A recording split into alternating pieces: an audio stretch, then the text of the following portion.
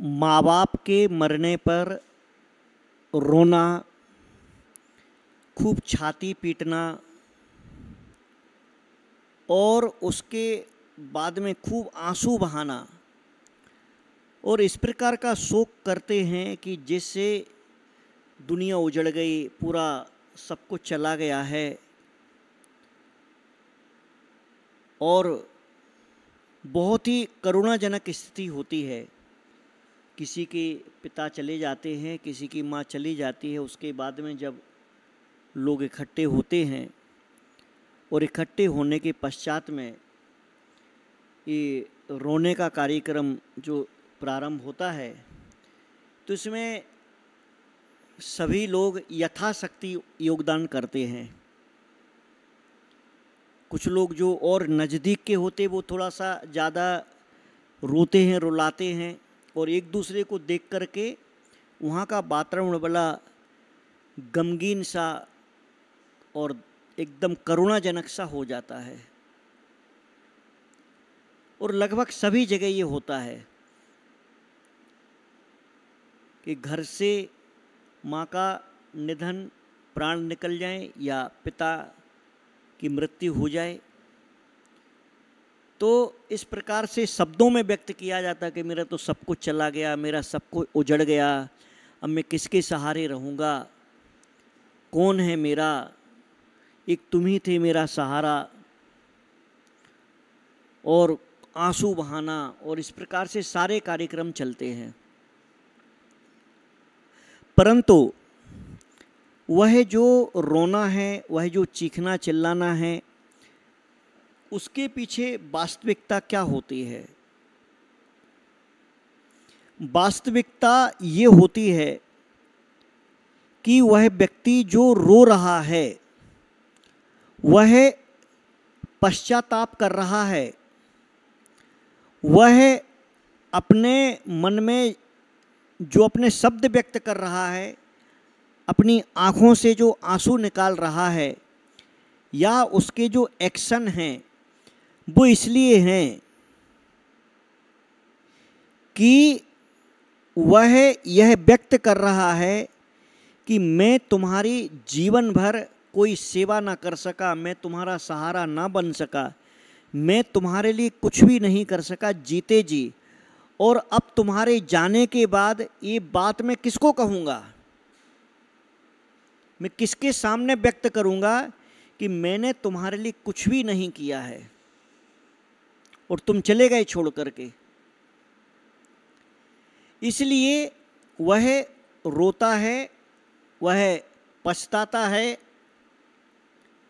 तो रोने का जो उसका ध्येय होता है वह ये है कि मैंने जीवन में तुम्हारे लिए कुछ नहीं कर पाया हूँ और अब कुछ कर नहीं सकता हूँ, ये उसको दुख होता है। और कुछ लोग वास्तव में जो अपने माँ बाप की सेवा जीते जी करते हैं, उनका पूरा ध्यान रखते हैं, उनके प्रति उपकार का भाव जिनके जीवन में होता है, वे निश्चित रूप से बहुत अच्छा आदर सम्मान करते हैं और वास्तव में उनके लिए अपने माँ बाप के जाने का वास्तव में दुख होता है। उनके अंदर पीड़ा होती है, वास्तविक पीड़ा होती है कि ये मेरी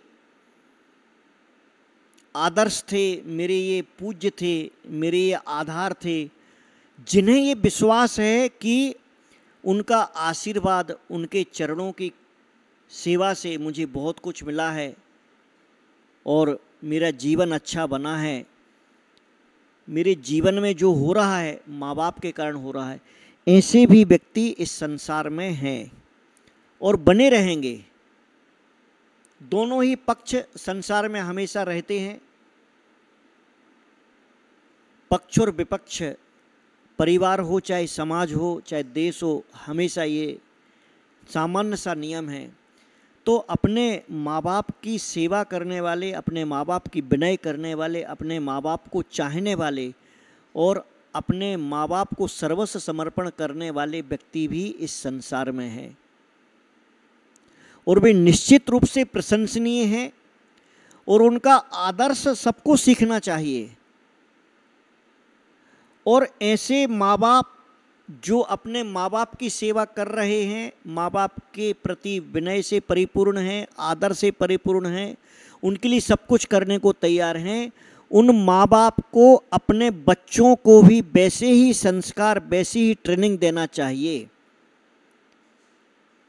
इस प्रकार का माहौल क्रिएट करना चाहिए कि वो आपके प्रति भी वैसा ही ट्रीटमेंट करें, वैसा ही आदर भाव सेवा करें। और ये आदर भाव की परंपरा होना ही चाहिए। ये अच्छे परिवारों की व्यवस्था है।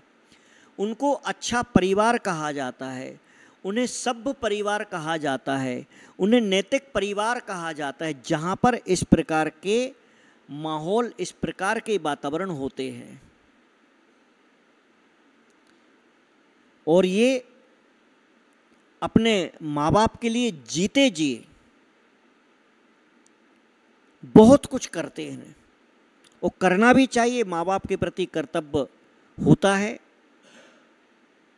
और माँ बाप के प्रति जो इस प्रकार का कर्तव्य रखते हैं, वे उनके भोजन का, पानी का, बैठने का, उठने का, दवाइयों का, सेवा का, उन्हें कोई तकलीफ ना हो, उन्हें कोई दुख ना हो, निश्चित रूप से ऐसी संतान धन्य है और ऐसे माँ बाप धन्य है कि जिन्होंने इस प्रकार की संतान को जन्म दिया।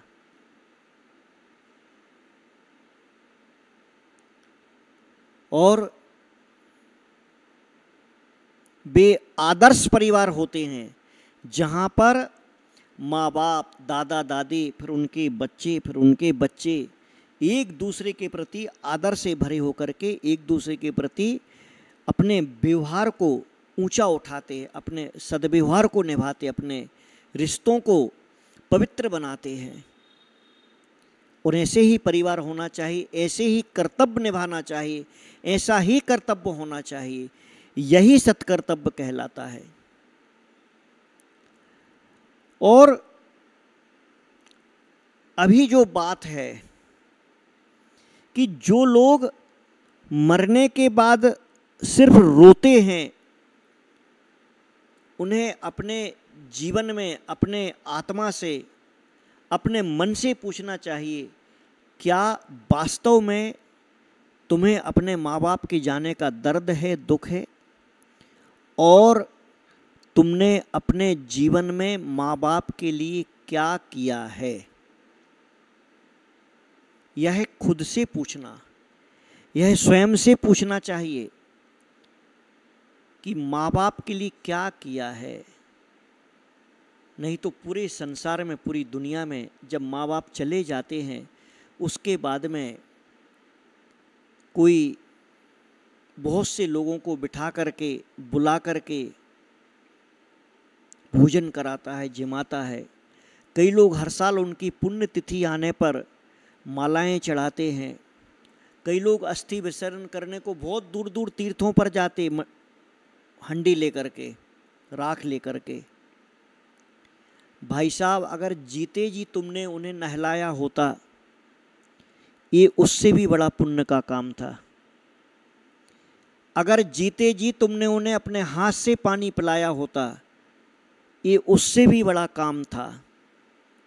तुमने जिन फूलों को बहाया है, जो फूलों की माला तुम चढ़ाते हो, अगर जीते जी तुमने माँ बाप के चरणों में फूल चढ़ाए होते, इसके चढ़ाने से बड़ा काम वो है।